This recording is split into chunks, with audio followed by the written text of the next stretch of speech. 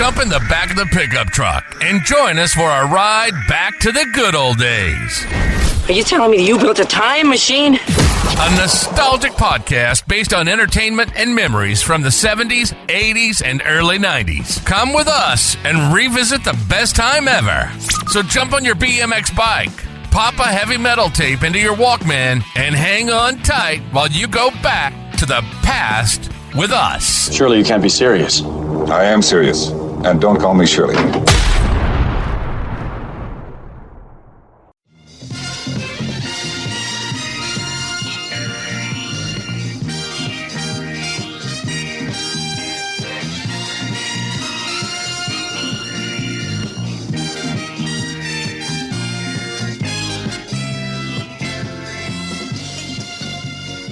Hey y'all, welcome to Pastimes at 80's High. Today we are going to Take a Bite Out of Crime.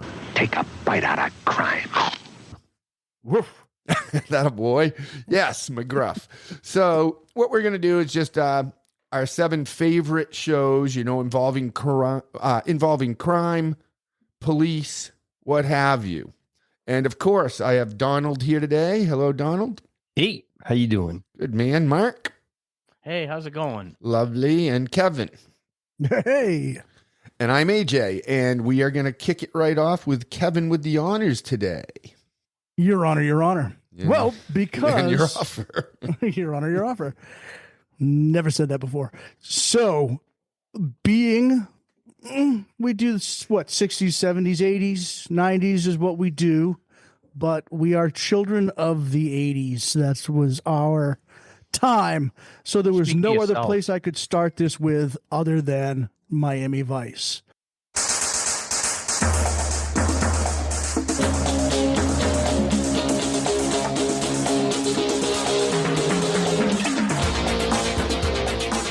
Because it was not just the cop show of that era, it was the show of that era.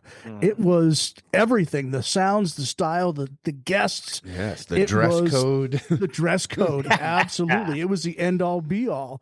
So there's a couple different theories of how the show came about. I kind of like the first one better. It's where Brandon Tartikoff from NBC wrote a note to one of the producers like, MTV Cops. Yes. And that was it. That was it. And allegedly it went from there.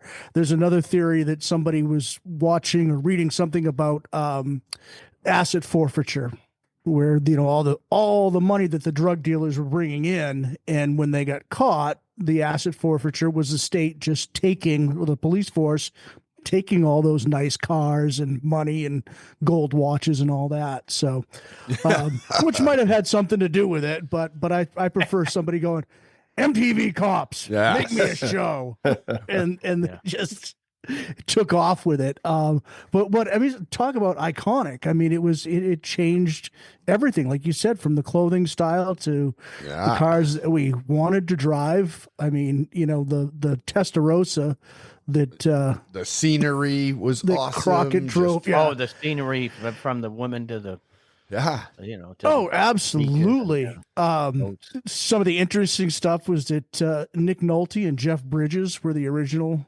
choices. Oh, no way. Interesting. It would have been a way different show. Oh, hell yeah. Mickey Rourke and Larry Wilcox from another show that might be mentioned today, when there was contractual dispute with Don Johnson, they were going to bring Mark Harmon in to fill in for his shoes, but that fortunately never happened. But I mean, what a great show. Just, we talked about In the Air Tonight last week or previous weeks. Yes. I mean, that was just what a scene. And one of the things that they said about it was, one of the directors said that we realized it was more about, images and feelings than characters and plot.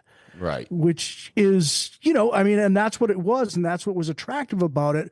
But look at where we are today, where we don't get any characters or plot. All we get is images and feelings. Mm-hmm. So I will say something about that after. But when you brought up In the Air Tonight, the one thing I did want to say about Miami Vice, and I don't know if it just popped up on MTV one day or what I was watching when you called it MTV Cops. they would literally have a 5-minute scene while they're just in a chase or driving down the boulevard, play an entire fucking song. It was awesome. They'd actually pay, like most shows would not pay for a popular song. Right. And it was in their budget to shell out 10 grand to play, a big song. And then it even turned into, like, Glenn Fry wrote You Belong to the City and Smuggler's Blues for the show. Yeah. Awesome. So, yeah, great show. I mean, just, again, iconic in every way, from the opening graphics and the opening music, Jan Hammer, right through to the guest stars from Frank Zappa to Ed O'Neill from Bundy. Well, he wasn't on Al Bundy. He wasn't Al Bundy yet, but Michael Richards from Kramer. From Seinfeld. So, I mean, there was just a ton of great people on the show, musicians, actors, everything. Awesome. Great pick. All right. So that is to you, brother. All right. Well, I'm going with Starsky and Hutch that ran from 75 to 79. I don't remember a lot about the show, to be honest with you, other than Starsky was a woman's man, he was always with a woman, and Hutch was a more serious guy. He was played by David Soul, and Paul Michael Glazer played Starsky. And the thing about this show that I truly is important to me is the fact that they drove my very first car. Yes. They had a Gran Torino on that show. And oh my God, this friggin' car. I got a lot of memories in this car, I got one memory of that car. Well, I have a bad one. I was with the Wixons and a couple other people, and one of the guys. We had a case of beer. Yeah, he got the beer out, but he did not. He dropped the keys and said trunk, and I had to call Dad, and he knew exactly what was in there, and I had to admit to it. So yeah, that was a bad memory, but Busted. yeah, I mean. Yeah, these guys were really cool, Well, better than calling the police, right? Well, Well, I guess technically I could. But then they would have found the beer they would have suspected it. I just remember when you and Dad came home with that car for the first time and pulled up in front of the house, and Mom saying, "What did you friggin' do?" Oh, this thing was horrible in the snow. I was driving to work when I was a page at the State House and coming down Guilford Avenue, and it was snowing. And my friggin' car turned into traffic and miraculously faced the other way in the breakdown lane, and I ended up driving home. Can I please take your car, Mom? Rear wheel drive in New Hampshire. Yeah, and I'm sure the tires had tons of tread, and that damn thing broke down every 3 weeks. Every 3 weeks. Mom, and it was 1982, guys, and Mom that was damn right. thing was a 75. If you bought a car now, that would make it a 2018 car, which would be the newest vehicle I've ever had. But he paid like $725 actually, for it. I believe, discussed this vehicle in another cast. Well, yeah, I'm sure I remember that story. Well, the next car was a Ford Fairmont, which was about as boring of a car as you can ever think of. That was the first car I drove when I got my license. Awesome pick, no prize Mark. either, but all right. Well, thank you. Hopefully, somebody brings this show up and remembers more than I do. Well, I just remember that I have a hard time in my memory, not the shows, but the characters, because Dukes of Hazzard. You know what I mean? It was Starsky like Tom and Wombat Hutch, and Paul Michael Glazer, and then David Soul. What the hell's his name? Gotcha. Was it the same guy? No. What was the guy? Schneider. Was there a Schneider in that? Yeah, John Schneider. John, I know, not Rob from Saturday Night Live. That's what I say. Oh no, we suck again. You can't do it, man. Yeah. Awesome pick, though, Mark. So my first one, I'm going with 21 Jump Street. And 21 Jump Street. This one to me it had special meaning because, I mean, first of all, I was a kid. To have these young cops, infiltrating high schools, so to speak, it was really cool just to see them go in and, trying to find the new drug of the day and find where it's coming from. And I mean, I did actually watch like half of the first season pretty recently. Johnny Depp's first gig, isn't it? Or at least first television show. He was on that? Yeah. After Nightmare on Elm Street, I think was his first actual. It was his movie. Yep. First movie. But and then what was DeLuise's kid there too was on it. But great show though. It was a lot of fun. And the I forget who played the chief that was at 21 Jump Street, you know, that because they were in like a dilapidated building, but it was just awesome. He was a bitter prick and it was a lot of fun. Anyway, so that's off to you, Donald. All right. So I'm going to go with one just for the theme song, and it's Hawaii 5-0.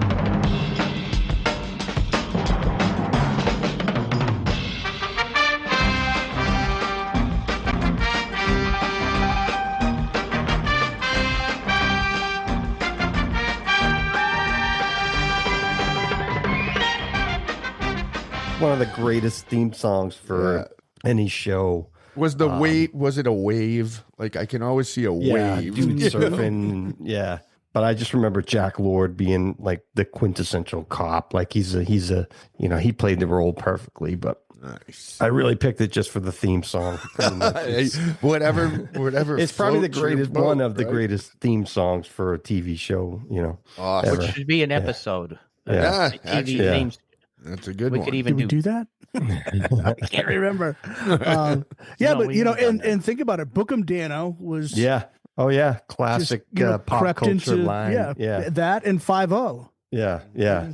I mean, people are all the way back to Vanilla Ice, referring to the 5-0. The 5-0. Right. I think he was talking about his Mustang, but anyway. What is the actual meaning of 5-0? Do we know? Like police? Police. Well, it's like a special unit. So right, but was it police marked before Hawaii 5-0? Okay, Kev. Back to me again. All right. Well, so yeah, speaking of great theme songs, and I just saw Dweezil Zappa, Frank Zappa's kid, and they actually played him onto the stage with the Knight Rider theme.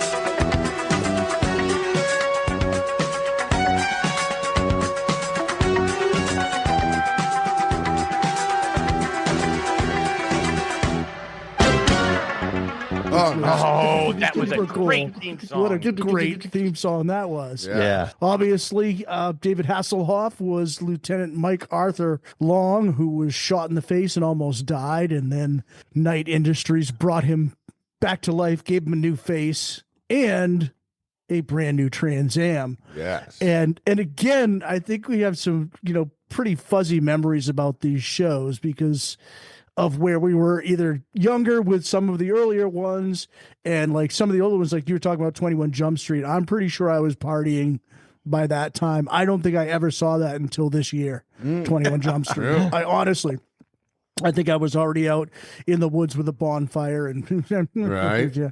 Statute of limitations is up. But anyway, one of the things that I really remembered about that struck me is that Trans Am. That was the new 82 model of Trans Am. Yes. And they said they spent $100,000. I was like, what? To put a Cylon light in the beginning of and change the dashboard? And it was only the Hero car that had the dashboard. And I guess they lowered it a little bit or whatever else. But I was like, where'd they spend $100,000 on that? The robot built in. Yeah. They said the guy driving when you saw it driving itself, it was the actual stunt driver who was behind the front seat, reaching up underneath to the steering wheel. So that's why you never saw any long scenes of it driving by himself. Oh, right. Because it was pretty uncomfortable for the guy, and they hadn't figured out remote control yet. But but the amazing thing was that Trans Am had just had a huge run with Smokey and the Bandit.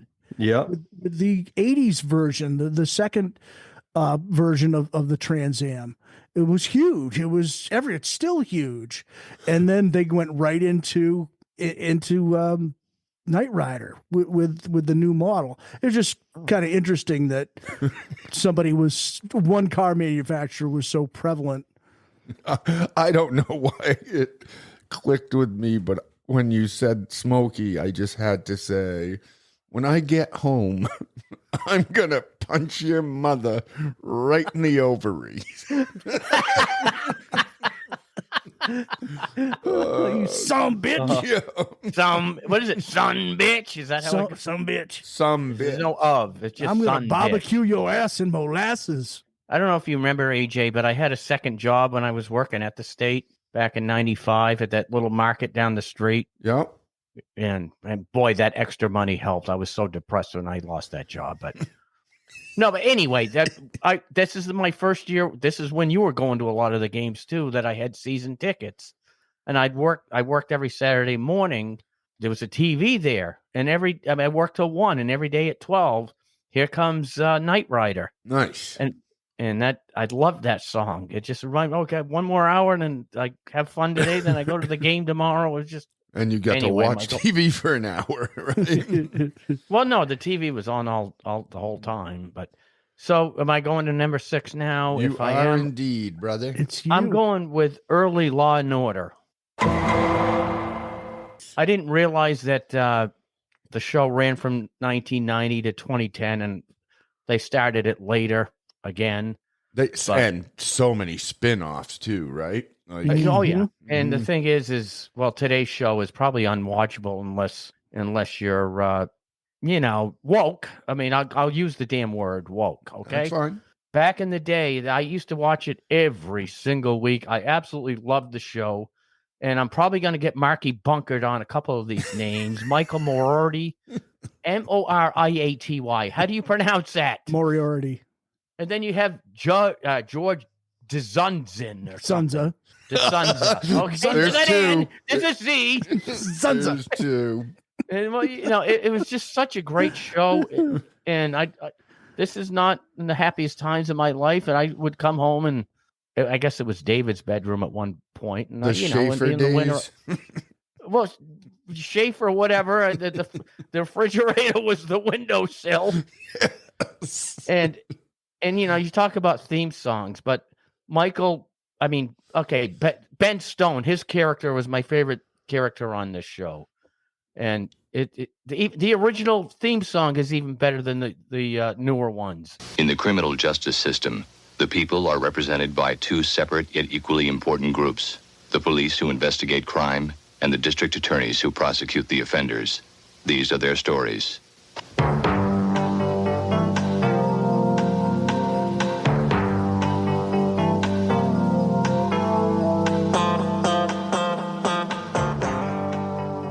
Bow down. All right. Nice, though. So to me, and this one, I actually do have vague memories about. I mean, can I tell you an episode at this juncture? Probably not. But it's called Hardcastle and McCormick. Oh my God. And this is an older judge that's about to retire. It's actually his last defendant that joins him. And what they do is they go back to solve old cases where they feel like, someone may have been wrongfully accused and whatnot. But definitely a crime drama.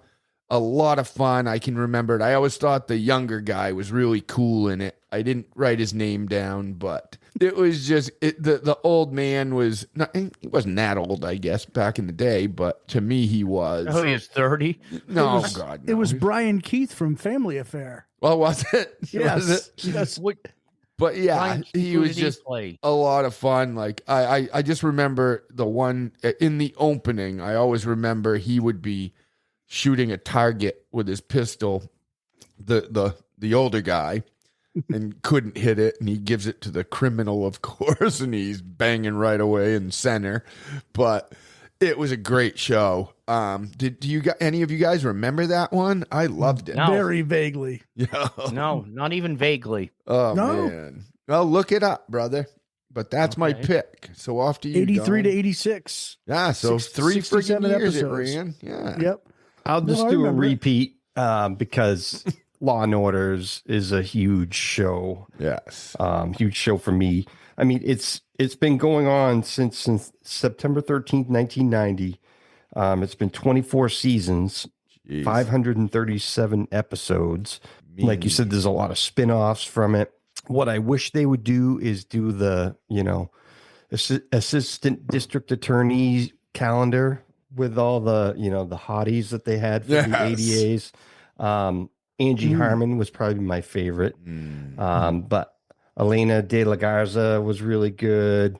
Jill Hennessy, just some pretty women. Always hot for the ADAs. But also, I love the actors. They had Fred Thompson, who was a former politician. He was DA. He was awesome. Sam Watterson was awesome. Jerry Orbach was great. I mean, just good shows, and it's always like ripped from the headlines. Yeah. So a lot of the show themes and storylines are kind of pulled from the headlines, and they kind of recreated, which was cool. And then if you ever went into a firehouse, that was kind of playing, in the afternoon. It's kind of like nap time kind of thing. It's just the memory of watching that show. Nice. But anyway, to you, Kev. Back to me. Good Back Lord. to you. Back to me. Well, then I got to go with Ponch and John. Yeah. I mean, Chips was the shit. One of the ones that I do remember watching when I was young. I think it was on early enough. What's the I stand for? It's just shoved in there. I know. Yeah, I think they slid it in. They put the little I in there. That's all. Just the little I. Wait, California Highway Patrol. Patrol. California Highway Patrol, and they just put the chip, because if they call the show Chips and put out CHP, people will be like, huh? Yeah. Again, I mean, just iconic. Poncherello was the man. Everybody wanted to be him. He took over where Henry Winkler left off as the Fonz. He was kind of like the new cool guy. He always had a hot date with his short shorts. With his short shorts, yes. And then you had Grossy, you had Grossman, and Pine was the captain, who was always just loved him. Great character. And then again, once they got into some contract disputes, there was 3 episodes in the 5th season, I think, where Eric Estrada couldn't come in, so they had Officer Steve McLeish, who was oddly enough played by this woman, Caitlyn. Yep. Jenner. I'm sitting there and I'm reading through it, and it's like, yeah, I remember Bruce Jenner being on there. It was like in the IMDb it said, and Officer Steve McLeish was played by Caitlyn Jenner. I'm like, my brain just kind of like, wait a second. Oh, okay. All right. But just, I mean, at that age, so that was 77 to 83. Yeah. So watching 2 dudes fly around on motorcycles, which they never did, by the way. The Highway Patrol never ran in pairs. Right. There was always, it was one guy on a bike. There was never 2. And they wrote it off as Ponch was on probation. So John was like his probation officer as a cop. Whatever. We're gonna ride. Just a great show, and it was beside each other. Yeah, right. Awesome show. Fun show when you were a kid, for sure. Yeah, could come up again. If it comes up again, that's why I'm not going to say what I'm going to say. But if it does, I'll say it. All right. A certain episode. So to you, brother. All right, I'm going with Adam 12. 1 Adam 12, 1 Adam 12, at 211 in progress. 1 Adam 12, handle code 3.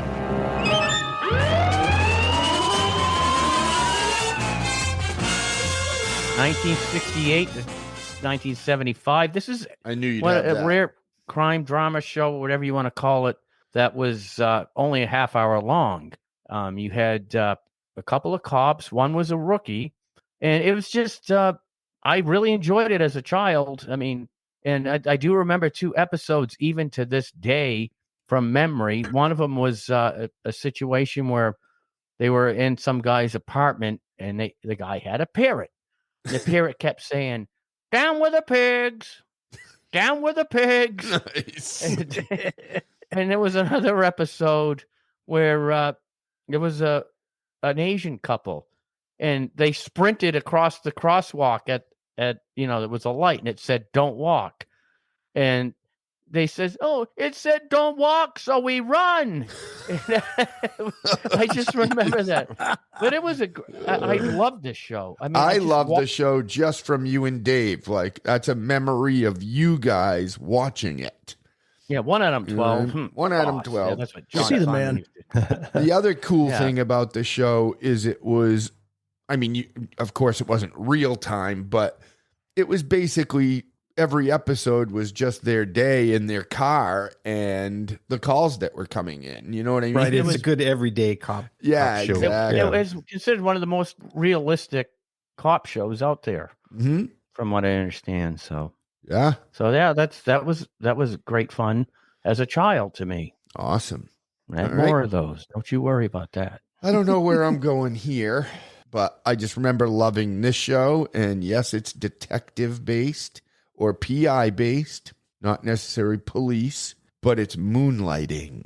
I loved this show back in the day. Bruce Willis, Sybil Shepherd, just the way they played off each other. Bruce Willis, I think that's still one of his greatest roles of all time. He was just such a smart ass, sarcastic. They worked really, really good together.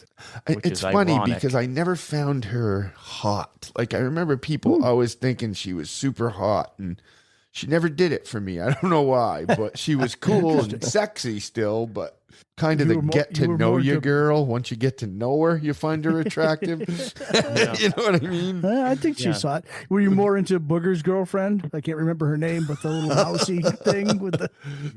I don't remember, but I just remember that about Sybil Shepherd because everyone was like, "Oh, did you see that last night?"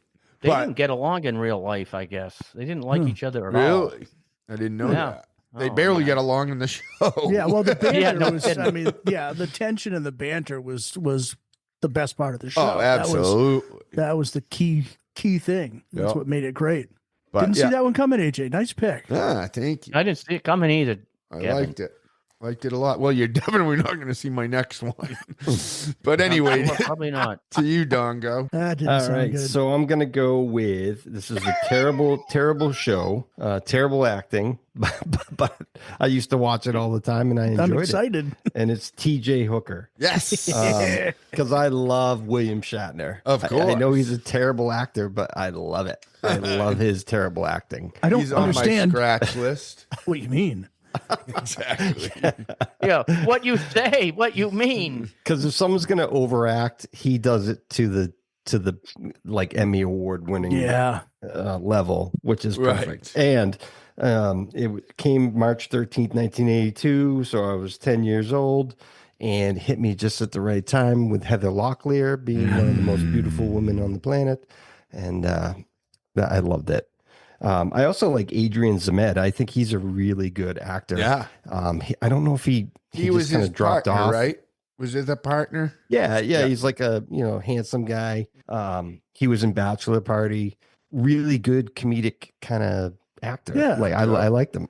Grease he just too. kind of fell off. Yeah. But one of my favorite things in that was I don't remember no episode like sticks out to me, but how he would. William Shatner was a master of the PR-24, which is the baton, and how he would like throw it like a tomahawk at people and trip them up, knock them down. Right? Yeah. He was like a master ninja with the baton. Yeah. With the nightstick. Yeah. Well, a nightstick is straight, right? Just a stick. I didn't know there was a difference.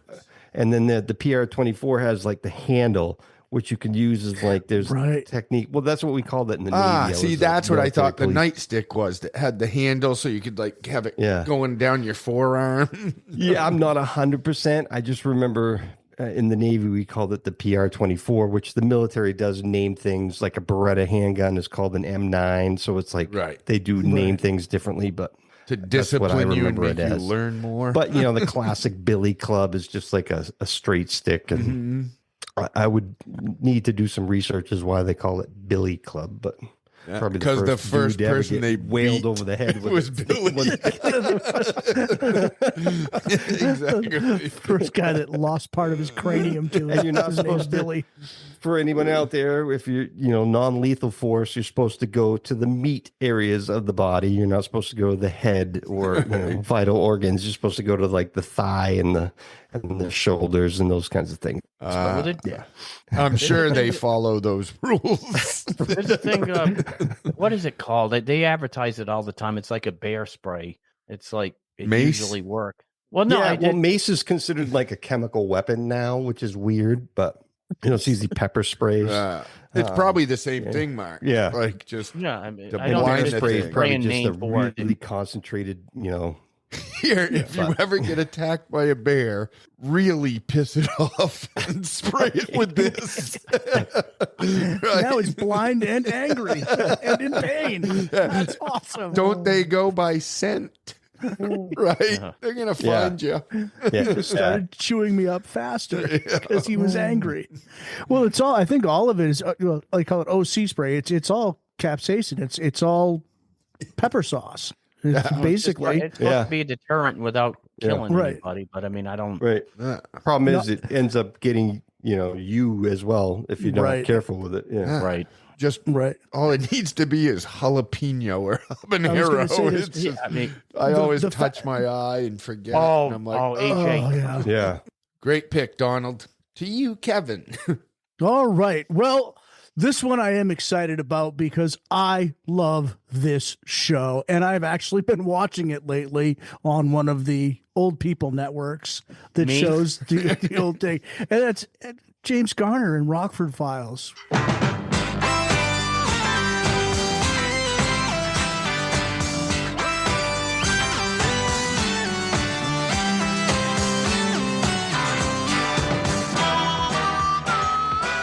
Was just friggin' fantastic. I just love that theme song. 74 to 80. Yes, a great theme song. So many great theme songs. A great story. I mean, Gardner always had that little bit of humor going on. He lived in that nasty trailer that was like, it was in the parking lot of a seafood restaurant on the beach. Nice. At least he was on the beach. Yeah, at least in what world, though, would somebody with a seafood restaurant park that nasty thing on the far end of my parking lot? That's sure to bring in more customers. Was he a motivational speaker? Have an occasional shootout in front of it. That'll do good for my restaurant as well. But no, he was, and it always looked bigger inside. Once you got in, he had that nice desk in the living room and whatever else. Right. It didn't feel like a trailer on the inside. Certainly not as nasty as it looked on the outside. But he had his Firebird. He had his gold Firebird. Did a lot of J slides with it. That was kind of incorporated into the show. He did great. You had Angel, his curly-headed buddy that was always in trouble, and then Dennis, the cop that he was always working with. His attorney, I felt back in the day, was kind of hot, and just like it's just a well-done show for its era. Although it might have been fairly predictable, probably not the greatest fight scenes or shootings or car chases, but choreographed stuff. Not the best choreography, but still just a memorable show and great fun. Nice. Now, was James Garner the original Maverick, right? Am I correct? Yes. Because I never really watched that show, but when I lived in Santa Barbara, I got really down for like a week. And Maverick was playing at the movie theater with Mel Gibson. I went like 5 days in a row. James Garner was like his dad in it. You don't know that till the end. Oh. Spoiler alert for a 30-year-old movie. But he's fucking awesome. He's such an amazing actor. AJ Garner, from the war movies to Maverick and that was actually the producer came up with the idea for Rockford Files because great voice too. Yes. Yeah. Because he wanted to do like a modern day version of Maverick. That was the idea. Right. Yep. Awesome. Great pick though, Kev. All right, Mark. Yes, I'm going with Miami Vice. Kevin's first pick today, and I just watched episode 2. I beg your pardon, season 2, episode 13 with my uncle Ted Nugent. Yes. Yeah, and he was definitely not a nice guy in this show. And I don't remember that. I got to look that one up. Yeah, well, I'm going to give you a list of musicians, and this is only a brief one. Little Richard was on it. Phil Collins, Frank Zappa, Willie Nelson, Jackson Browne, Ted Nugent, Gene Simmons. Yeah. Kevin mentioned Zappa. Yep. Yeah. Awesome. Yeah, Gene was on it, and they're usually drug dealers, right? I mean, when they're on the typically. show. And yeah, this is back in the 80s. Just it was such a God, I'm gonna Archie Bunker, Marky Bunker again. Quintessential. Quintessential. It's a proven fact that capital punishment is a well-known detergent to crime. Quintessential. Okay. Say it again. Quintessential. Now I'm fucking it up. Very quintessential. It just was quintessential 80s. It was wonderful. I did it. You did it. But, oh my God, the babes on that show were just oh my good giddy aunt. And I used to wear that stupid white jacket that Don Johnson wore, you know. And but that's when you started nailing the girls. Well, that's true. Yeah, that's right. Yeah, that's when you started picking up the girls. Exactly. And well, anyway, they just had a lot of musicians. That episode with Phil Collins, I definitely remember, and with Gene. And Phil Collins in it or just the song? No, he was in it. Yeah. So how was Uncle Ted as an actor? Because I don't remember. He's not. They didn't give him a ton of lines, but he was great, I thought. I'm going to watch that tonight, I think. Yeah, he's actually pretty good. All right. Yeah. It cost $2. I think it was an episode of Rockford Files that he was on, or something that I saw recently. Really? And like all he did was walk in and then throw somebody out of a room. He was like, he was a rock star, and he was like, like an extra. Yeah. Well, it just goes to show how things back in the 80s weren't so divided. You know, somebody like Ted Nugent would not be allowed on any of these shows today. Hell no. Not a single one. All right. So that's number 4 to me. And this one, I'm going to be fully transparent. I wish I could remember more episodes from this and actually tell a story about the show. But this just has so much meaning to me. And you all might say it's not a crime drama, but to me it is. And that is Murder, She Wrote.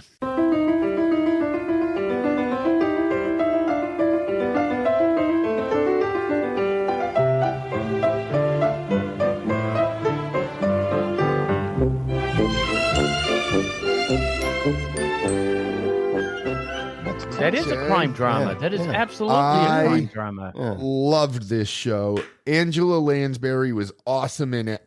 Mm-hmm. And the reason I picked this though is just watching it with my mom. Man. I did too, AJ. Yeah. I remember watching it with both of you. Yeah, and that was a great show. It was an incredible. She was a writer, right? Like yes, an author, and I can't remember exactly how they incorporated that in, but like some of her stories would tie into it. You know what I mean? But it makes me think of my mom hanging out with her, lying down in her bed with her at night and just cuddling my mummy to hang out with her and just eat snacks in her bed with her and watch these shows. You know, it's funny, AJ, that you bring up Murder, She Wrote, because I never liked Murder, She Wrote. No. And I would have gone with Monk, which was the same show, but with Tony Shalhoub. I mean, literally, that's one of my dad's favorite shows. I loved Monk. And you mean Monk? Was the same awesome. Huh? Do you mean what Monk? A great show. Monk. Like just like the guy that wears the long brown robe. Monk. Friar Tuck? No, I think it was because of Manchurian Candidate with Angela Lansbury. She was played such an evil witch in that I just never. Funny how you can associate when a character's that huh? good, you just you understand it's not the actress, it's her skill. But I just didn't like her ever because of that movie that I saw her in. So I just never liked her in that. But again, they remade it as Monk, and it was, to me, hilarious. It just doesn't fit in our time frame. But at some point, I always wondered in both those shows if you lived in the small town that they came to visit, I would leave. Because somebody always died when they came to visit that small town. The population of 308. And it was 307. And someone dies every day. So they got like less than a year and everyone's gone. Right. Oh, man. Angela Lansbury's coming. I'm out of here, dude. All right. So that's to you, Donald. Cool. I'm going to go with a show that I did watch this very regularly, and I loved it because it was just fun. It was just good, wholesome fun, and it's Simon and Simon.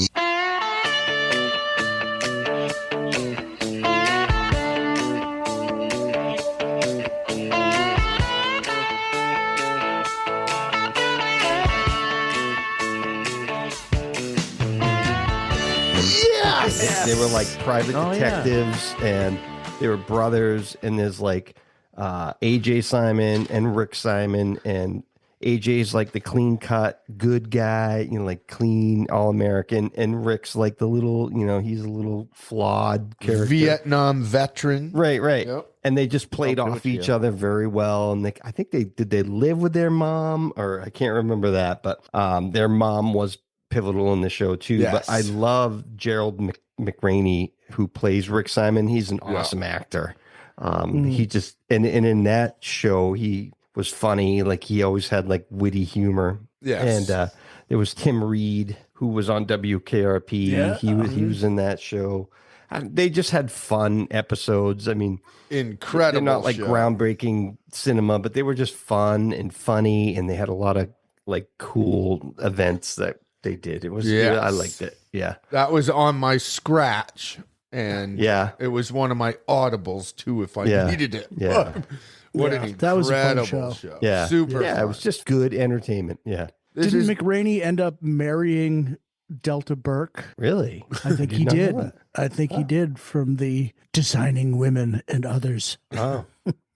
This is definitely an episode where I think we might have to go through some honorables, but I got a couple. I mean, but we'll get there because we're still at 3, right? So we are at 3. Yep. So that's to you then, Kev. Great pick, Donnie.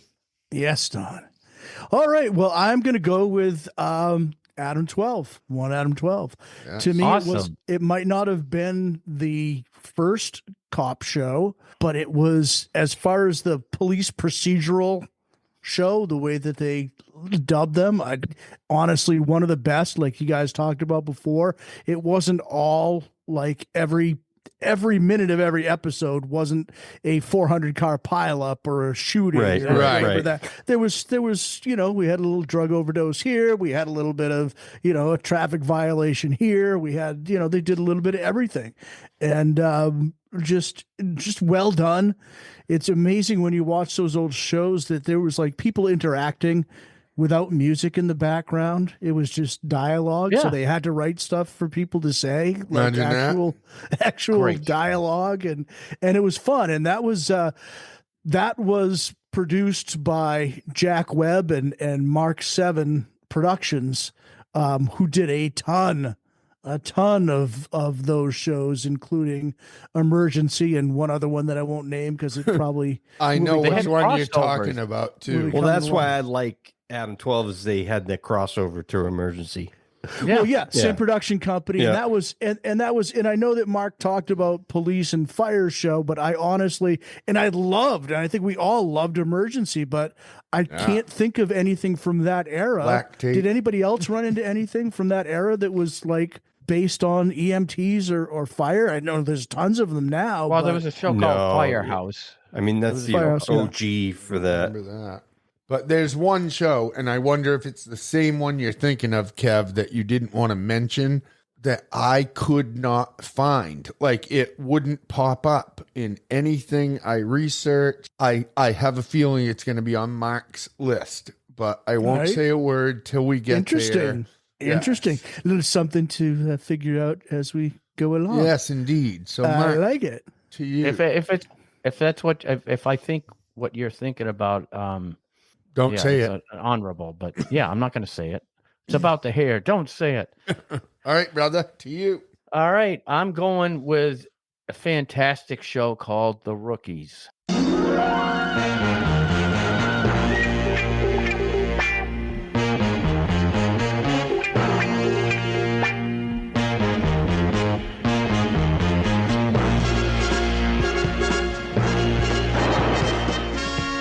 were 3 guys on it.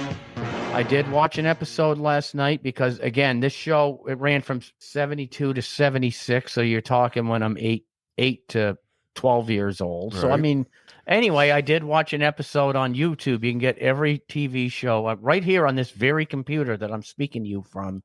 I watched an episode last night, just picked a random show. And it was an episode where there's gangs, and they really wanted to kind of tough love these guys, and it worked. There's 3 guys. They have meetings with the boss. They always have a meeting. The guy's on the chalkboard, and the end of said episode, I mean, the leader, the police chief, he was, he was getting a little worried about them doing this. They were off duty and everything on most of that, and they got called to the office at the end, and they thought they were in trouble, and he's basically, listen, guys, I need you to go down to blah, blah, blah, because there's something going down. And they smiled. And it was just, I mean, and there was an episode, a great, fantastic episode that's on the opening, with a great theme song. Fantastic. And something was going on in a stadium. And this is very vague to me, but there were probably 100 police cars that went into the stadium. I mean, I think it might have been a hostage situation, whatever. I mean, I'm sure I can find it. And on YouTube, but I just adored this show as a kid. Absolutely loved it. I loved it. I'll tell you what, I have no recollection of it, but just looking through, and they had some pretty good guest stars on there, as well as Kate Jackson. Kate Jackson was a regular. Yeah, she was in 92 episodes. Caitlyn Jenner, Kind Daly was a guest on 4 episodes. The guy that played not Jeff Bridges, but the other Lebowski, the real Lebowski. No, you're Lebowski. I'm the dude. Right. And who else did I just see that was in it? So I mean, some good people. Some people that Catherine Hellman from Who's the Boss? Nice. Was in 2 episodes. So I just love that. I love those old shows. Again, we talked a lot about Miami Vice, and Law and Order definitely had a lot of, people that either on the downswing of their career or on the upswing were on it. And that's what makes those old shows fun. No one in the middle.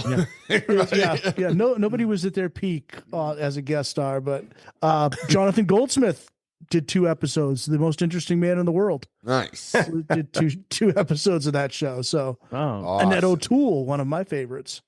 Now, was that the guy from the Del Secchi's commercials? That's correct. Dos Equis? Okay. Yeah. Did I say it right? No. It's close. It's close. I got to go to the toilet right now. So, yes. Anyway, great pick, though. The reason I asked if it was The Rookie is I did see Rookie when I was researching this stuff, so I didn't know if that was a different show. Called The Rookie. Yes, yeah. I don't know anything about that one. Awesome. All right. So that's number 3 to me. And this show, I just remember loving.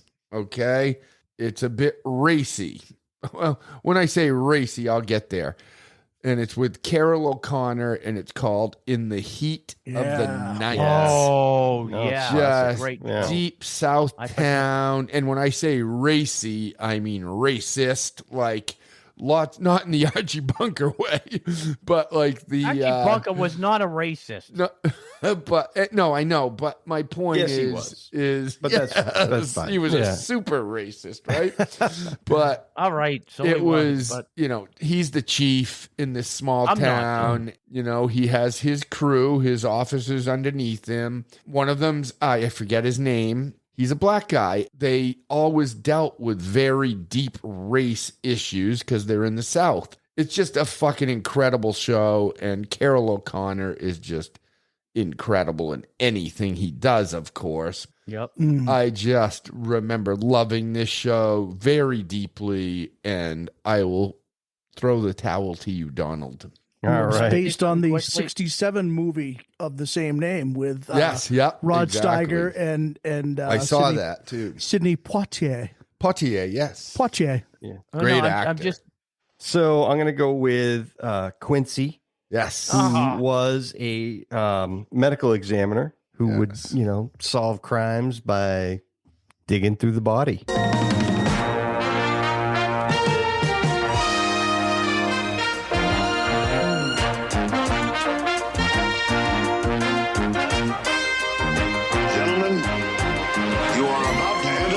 Fascinating sphere of police work, the world of forensic medicine.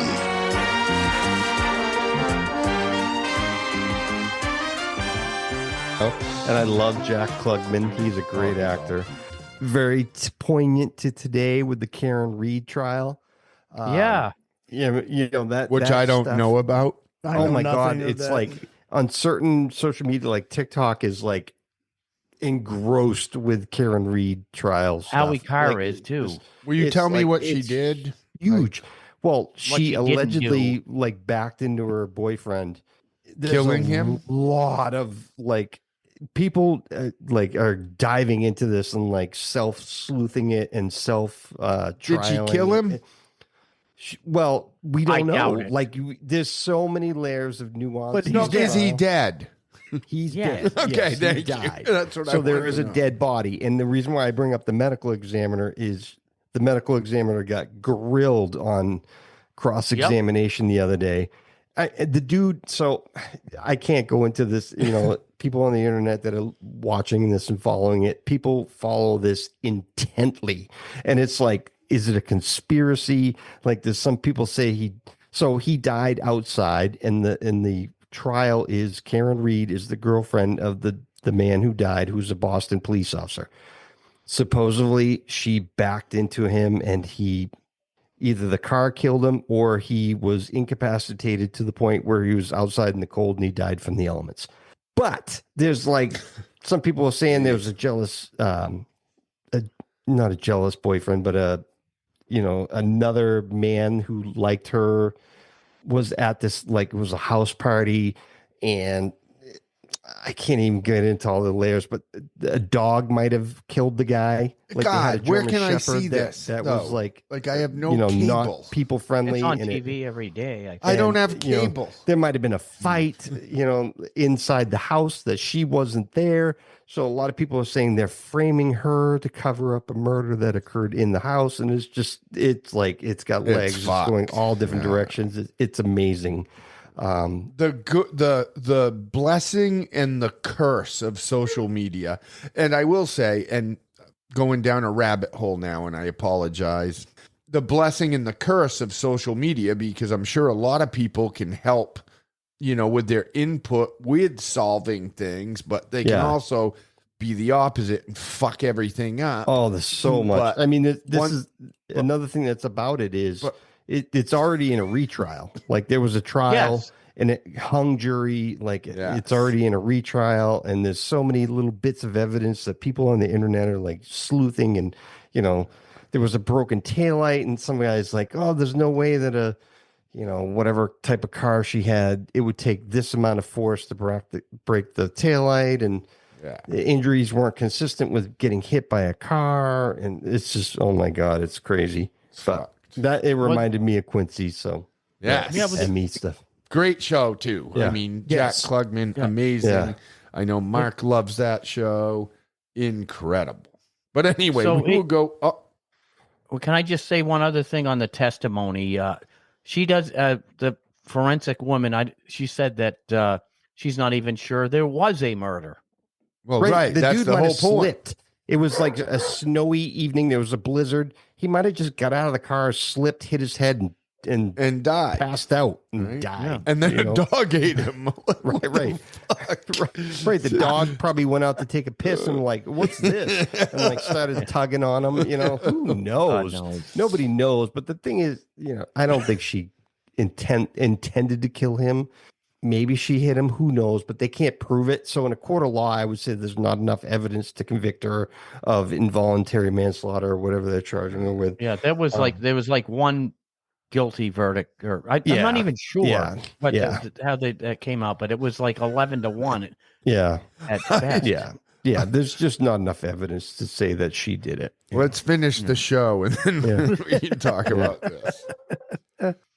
All right. That's an awesome pick, Don. So, Kevin, we're off to you. Well, oddly enough, my number 2 pick is Jack Klugman as Quincy. And, nice. Again, one of the ones that I always loved, but I've been watching lately because it's been on the Old People channel that I've been watching. What is the Old People channel? TV, right? This not Me TV. This one is Get TV, Great Entertainment Television, which is, I think, identical format to Me TV. The only thing different is it's on whatever the stuff you get, the app thing that you get. Right. And they have like a bumper and they play it like 9 times because they don't have enough advertising. So there'll be like 3 ads and they go to this bumper and it runs through. Like, I was so angry that I literally sent them the old man email and finish it. I'm like, why? You make me want to change the channel. It's so terrible to have to listen to it 9 times. Literally, I counted it 9 times in a row. They play the same little music piece and bumper. And it's like, do you not want me to watch? You could do silence would be better. Anyway, I tell you, I finished Silencia. I finished the email with "Get off my lawn." But anyway, Quincy was such a great show, and it was one of those things. It was in my 76, 78 to 83, right? I was young enough to have to shift my brain to figure out why Oscar from Odd Couple, how did he go from being a dirty sports writer to being a medical examiner? This is exactly, Mark said this precisely in the other one. So it's so funny how we're all on the same page. Oh, absolutely. Just, when you're a kid, you don't know, you know what I mean? It's like, dude was just smoking a cigar and getting mustard on everything. And now he's dissecting bodies. He was like smart. Yeah.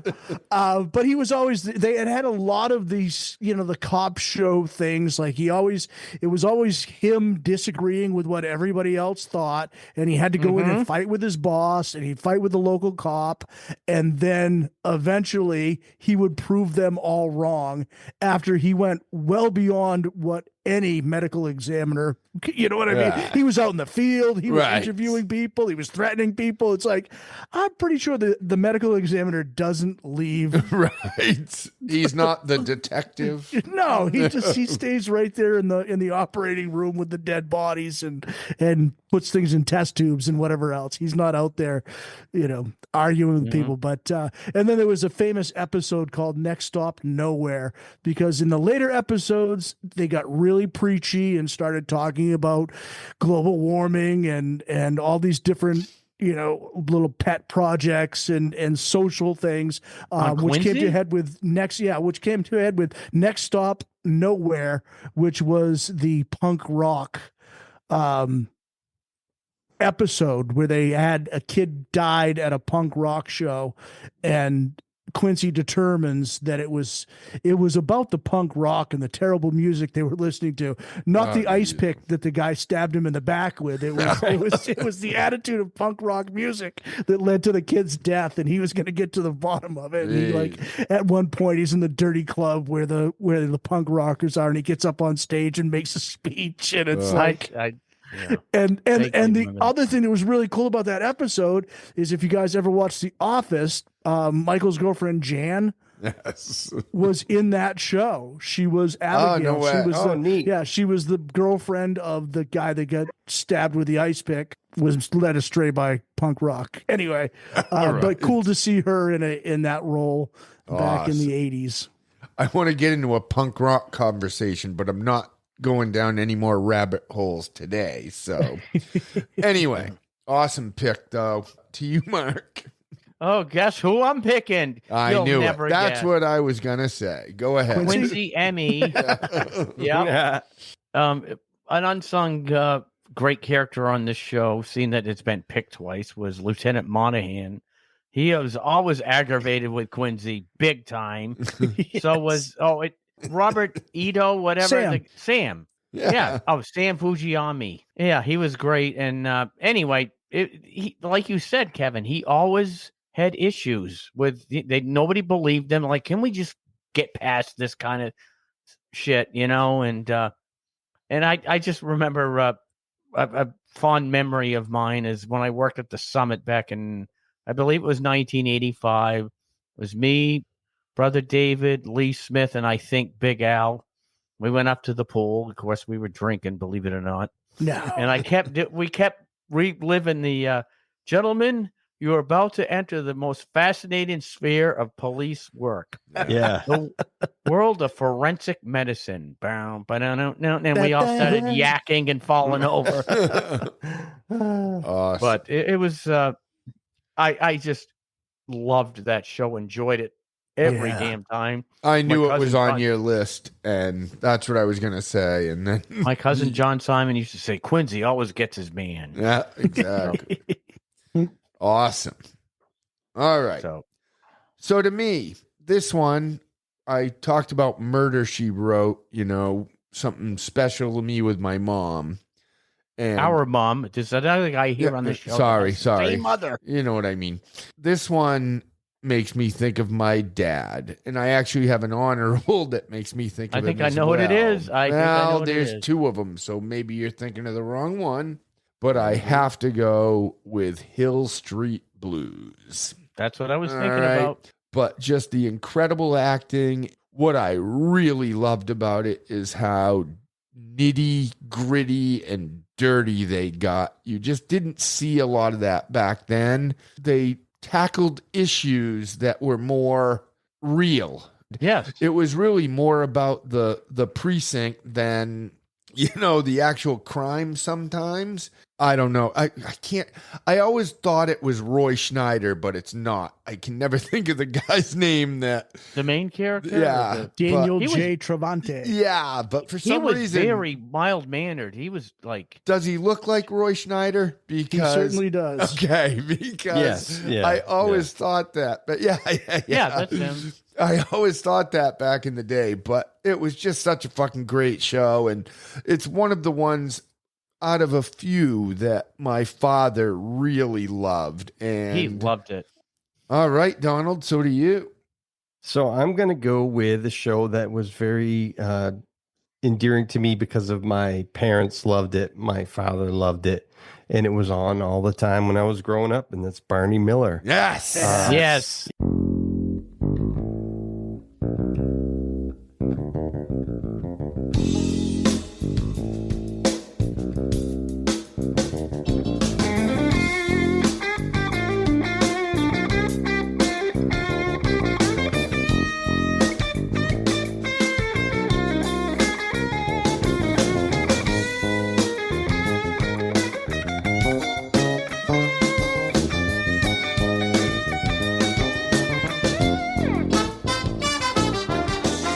Guys hanging out in the detective room and the banter that goes on between the coworkers in a room like that. And having worked in the fire service, there's very similar banter, which some of it is not made for TV, and they obviously edit it for primetime network television, but they did nail the interpersonal relationships between the characters, and that probably and the criminals too. The best cast, like the casting for that show was just top notch, incredible.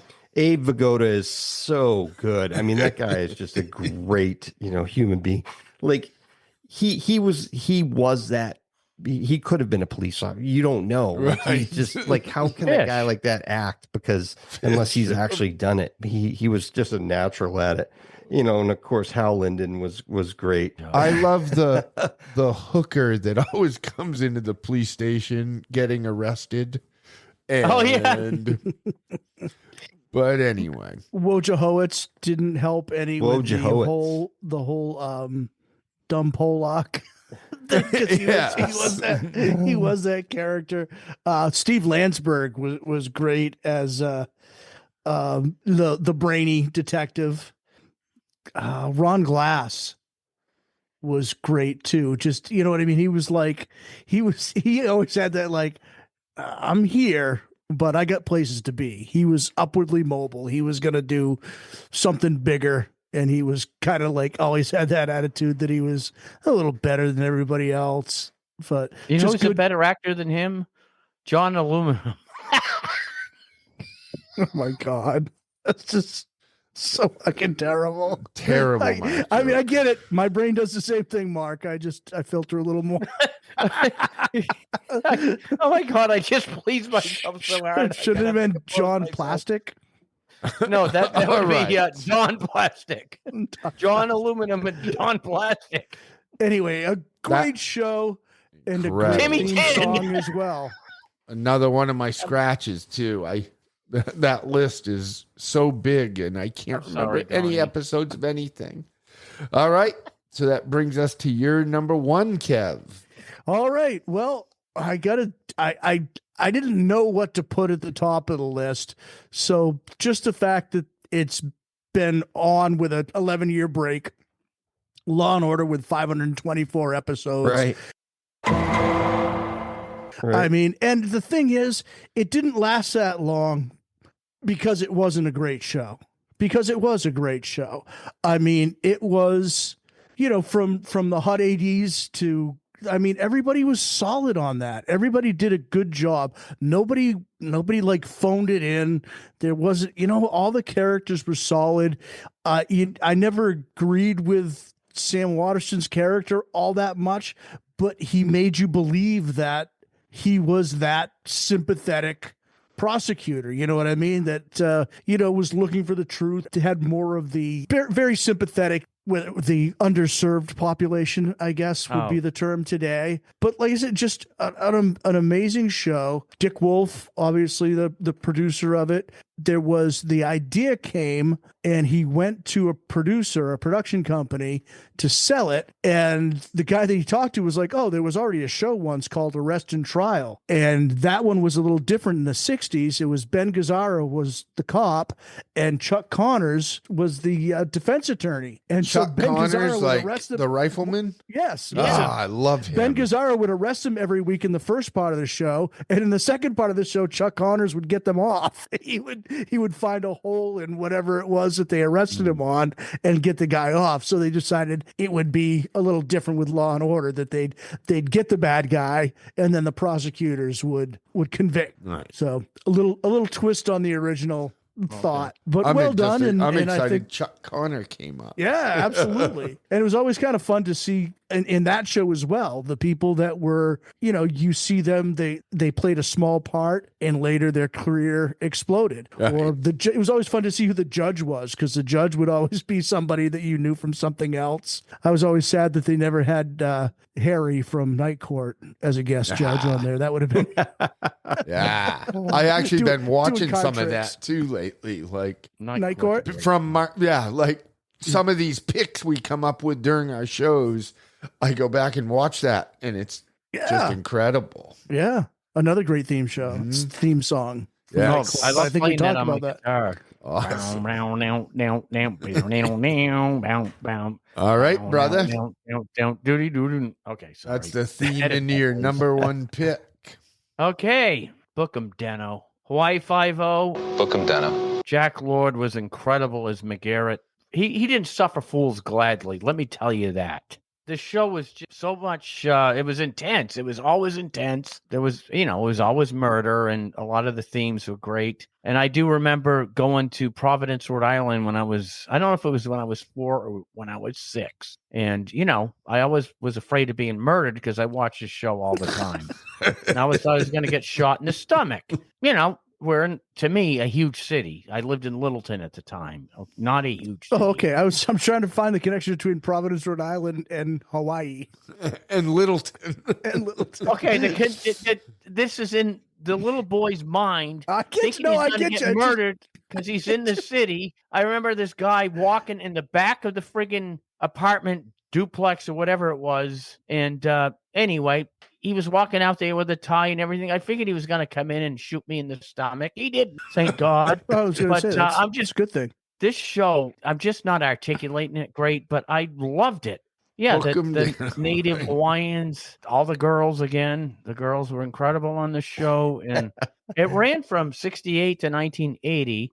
And correct me if I'm wrong, but I do believe they had a remake, which I have not watched 1 second. There is a remake, 2010. Yeah. Have you watched any of it? No. Yeah, I don't. Why can't they just come up with original ideas? Because they can't. Because they can't and they won't. Okay, so number one to me, and God, I have so many that I could pick through here, but I can't not do this one, and I have to take it, and it bothers me almost. But it's Chips. Like, I love this Chips. show is just so important to me. Everything about it I loved. Even the little stupid cases they'd have, but just the dialogue between the two partners, and they like go out at night on their dates, and it was just incredible to me. And I think incredible. Yeah, it was a good show. I think motorcycles had a big part of it too for me. But the captain, God, he was awesome. Yes, he was good. What's his name again? The actor's name was Pine. I can't think of his first Balding. name. He was definitely in a Clint Eastwood movie. He played at some that role point. great. Yeah. He was kind of funny, Yeah, smart ass, bitchy, but liked everyone, I'm pretty sure he's in a Clint Eastwood movie, and I have to go back to kind of look that up. AJ, do you remember that? Was it Danny Bonaducci that was? Do you remember that they were trying to mimic Kiss? Is this an episode you're talking about? An episode on Chips, and he was going, "Devil take me, devil take." I was born to sin, wild and free. So when I die, let the devil take me, heaven's pits. They don't party on the other side,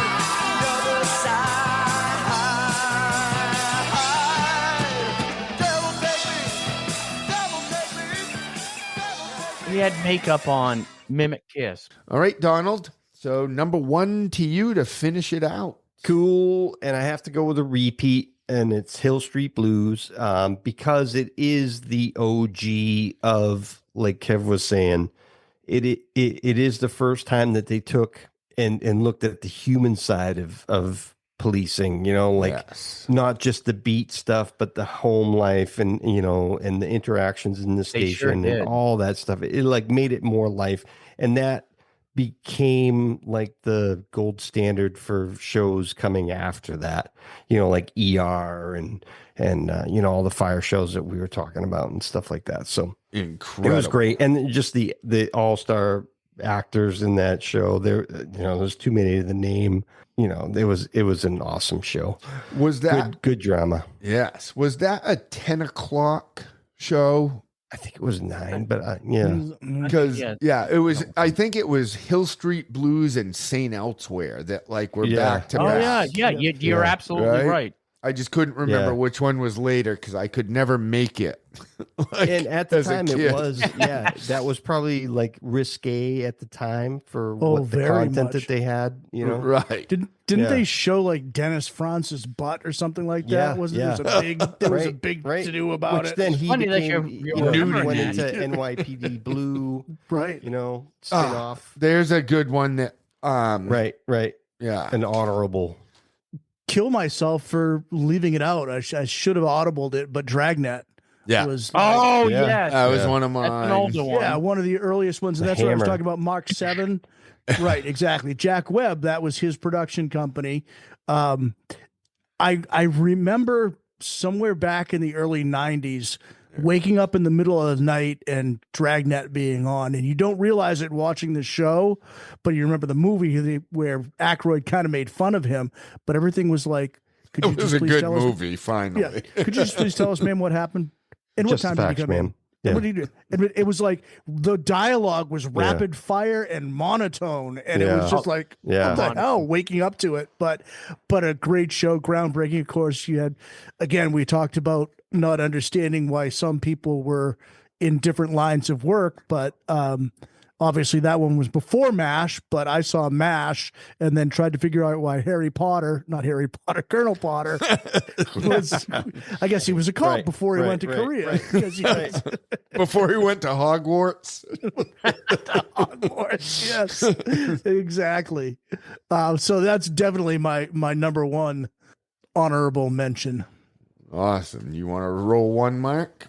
All right. So yeah. Anyway, Kevin, on that one, that the main character in Dragnet always he sounds like the. You ever hear the weather?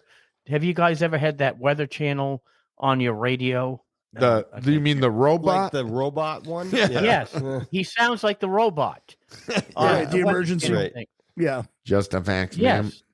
Right. Yeah. But anyway, my first honorable is Hill Street Blues, and it just like you, AJ. It's because I have warm memories watching it with Dad. Right. Exactly. I'm glad you said that because that'll lead into my first one, which was the other one I was talking about with Dad. And this would be the new Mike Hammer, Private Investigator, with Stacy Keach. Yeah. It was Stacy Keach is great. Incredible. Yes. He was such a hard ass and just hard hat.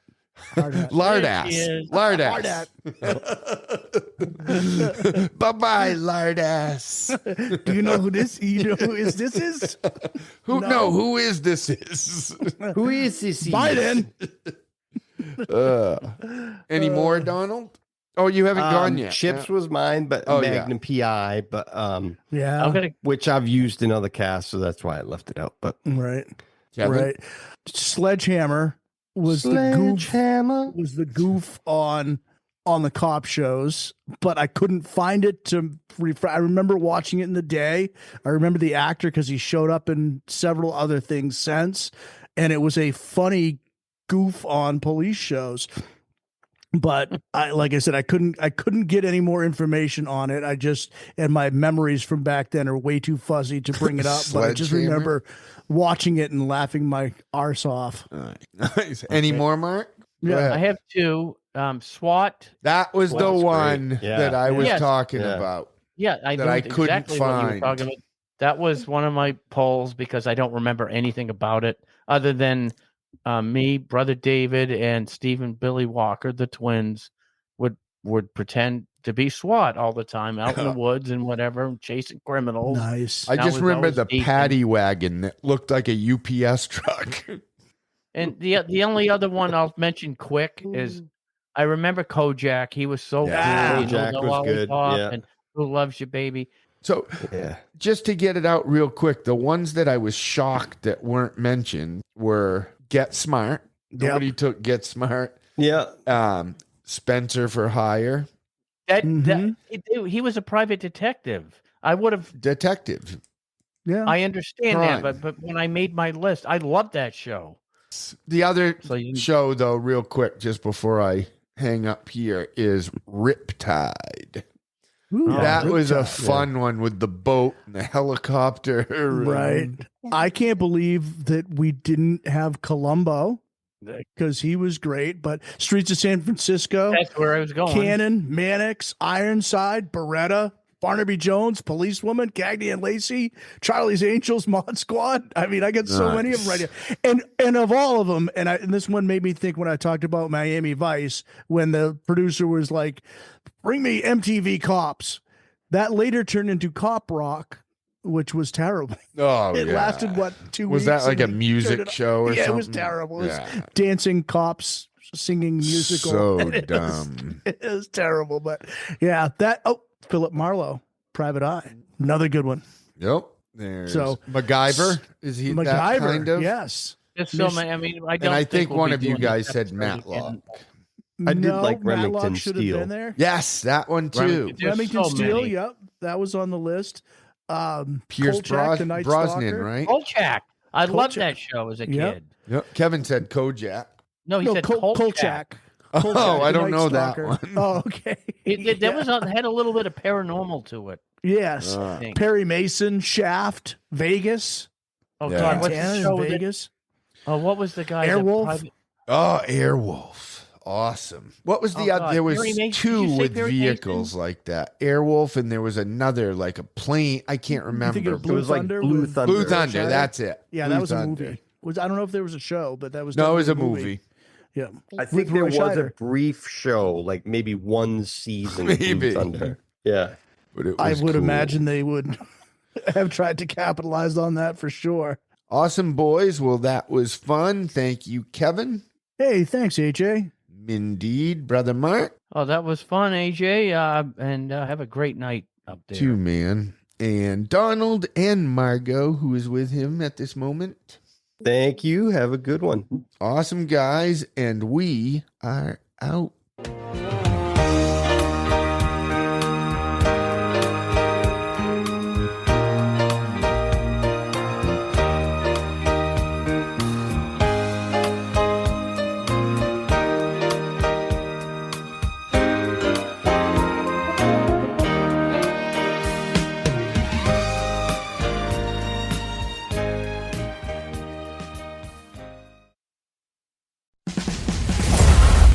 You've been listening to Pastimes at 80's High.